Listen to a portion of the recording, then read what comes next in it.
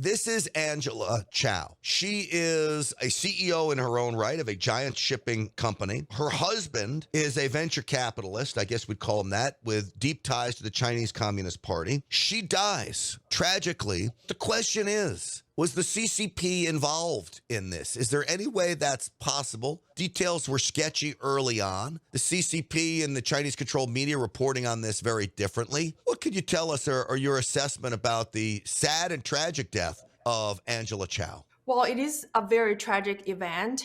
And first of all, it happened on the Lunar New Year day. So it's a lost life, and she's only 50 years old. My condolences to Senator Mitch McConnell and Elaine Chao. What's so mysterious about Angela Chao's death is that the CCP's propaganda is the first to break the news with the specific details about what caused her death. According to Caixin, which is a state-run CCP media controlled by Wang Qishan, their account is that Angela Chao was killed by a truck driver who was running over a red traffic light in Austin, Texas. So she was immediately killed tragically. But according to another ex post by Kyle Bass, he said Angela Chao actually finished a meeting in a private ranch in Blanco, Texas. And she entered her Tesla car and she was backing into a pond and drowned.